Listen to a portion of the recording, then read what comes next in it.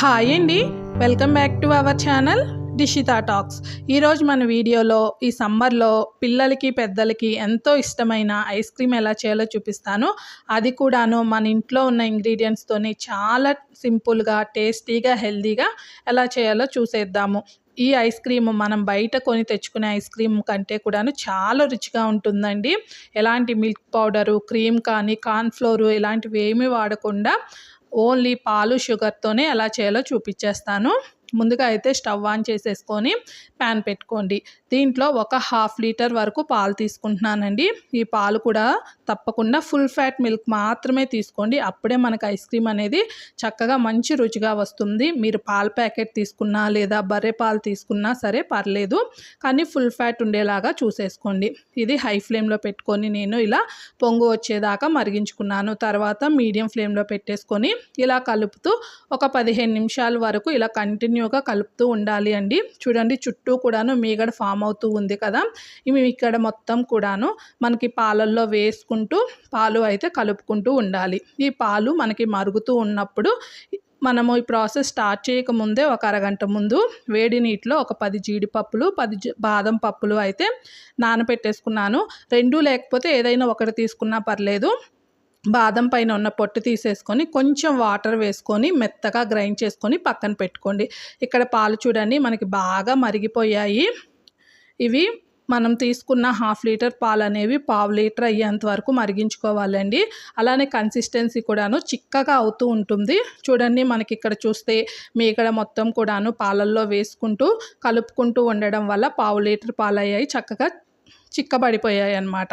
ఇప్పుడు దీంట్లో మనం గ్రైండ్ చేసుకొని ఉంచుకున్న బాదం, జీడిపప్పు పేస్ట్ ఉంది కదా, వేసేసి స్టవ్ని సిమ్లో పెట్టేసుకొని ఇలా కంటిన్యూగా కలుపుకోవాలి. లేకపోతే ఉండలుండలుగా కట్టేస్తుంది అనమాట. ఇది వేసాక మరి కాస్త చిక్కబడుతుందండి. దీంట్లో నేను ఒక 3 నుంచి 4 టేబుల్ స్పూన్స్ వరకు షుగర్ తీసుకున్నాను.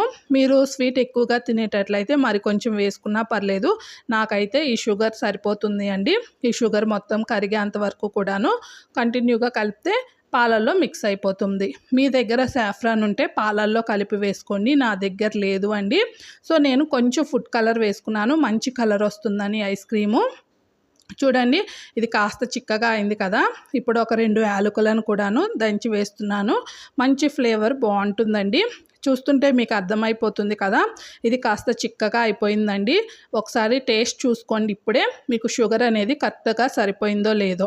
ఇప్పుడు అయితే ఈ కన్సిస్టెన్సీకి వచ్చిన తర్వాత మాత్రమే స్టవ్ ఆఫ్ చేసుకొని దీనిని మధ్య మధ్యలో ఇలా కలుపుతూ ఉంటే త్వరగా చల్లారిపోతుందండి. ఇది పూర్తిగా చల్లారిన తర్వాత మరి కాస్త చిక్కగా అవుతుంది. ఇప్పుడు దీనిని ఒక మిక్సీ జార్లో అయితే వేసేసుకొని కంటిన్యూగా ఒక 2-3 నిమిషాలు దీన్ని గ్రైండ్ చేసాము అంటే చూడండి, పైన ఇలా మనకి నురగలాగా ఫామ్ అవుతుంది. ఇప్పుడు దీనిని అయితే నేను ఒక గిన్నెలోకి తీసేసుకుంటున్నాను. మీరు ఏదైనా కంటైనర్లోకి, బాక్స్లోకైనా తీసుకుంటే పర్లేదు.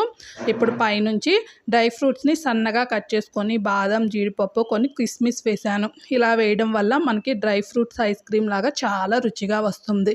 ఇప్పుడు దీన్ని ఇలానే వదిలేసి డీప్ ఫ్రిడ్జ్లో పెట్టేసామంటే మనకి పైనుంచి ఐస్ లాగా ఫామ్ అవుతుంది. సో ఇలా సిల్వర్ కవర్ కానీ లేదా అల్యూమినియం ఫాయిల్ కానీ వేసేసి డీప్లో ఒక 3 నుంచి 6 గంటల వరకు పెట్టేసుకుంటే మీకు చల్లని ఐస్ క్రీమ్ అయితే రెడీ అయిపోతుంది. నేను మీకు ఇక్కడ 6 గంటల తర్వాత చూపిస్తున్నాను. చూడండి, మనకి పర్ఫెక్ట్ కన్సిస్టెన్సీతో ఐస్ క్రీమ్ అయితే రెడీ అయిపోయింది. చూడండి, మనం ఎలాంటి కార్న్‌ఫ్లోర్ కానీ, క్రీమ్ కానీ, మిల్క్ పౌడర్ కానీ వాడకుండానే ఇంట్లోనే పర్ఫెక్ట్గా మన ఐస్ క్రీమ్ అయితే రెడీ అయిపోయింది. చూడండి ఎంత క్రీమీగా ఉందో, చక్కటి రుచిగా కూడాను ఉంటుందండి. దీనిని పిల్లలకి సమ్మర్లో చక్కగా సర్వ్ చేసేసామంటే వాళ్ళు చాలా ఇష్టంగా తినేసేస్తారు. అలానే మనం ఎటువంటి బయట దొరికేవి వాడకుండా ఇంట్లోనే హెల్తీగా చేసుకున్నాం కాబట్టి సరిపోతుంది. ఇప్పుడు దీనిని అయితే చిన్న బౌల్స్లో పెట్టి పిల్లలకైనా సర్వ్ చేసేసేయండి.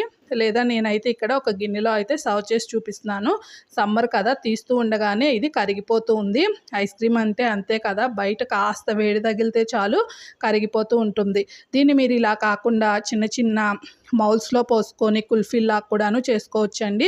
లేదా టీ గ్లాసెస్లో అయినా వేసుకోవచ్చు. ఇలా నచ్చిన షేప్లో పిల్లలకి పైనుంచి డ్రై ఫ్రూట్స్ వేసి సర్వ్ చేయండి.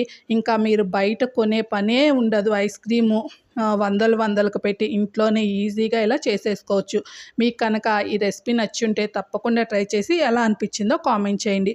అలానే ఈ వీడియో నచ్చితే ఒక లైక్ చేసి మన ఛానల్ని సబ్స్క్రైబ్ చేసి సపోర్ట్ చేయండి. మరిన్ని వీడియోస్ కోసం మన ఛానల్ని తప్పకుండా చూస్తూ ఉండండి. Thank you for watching.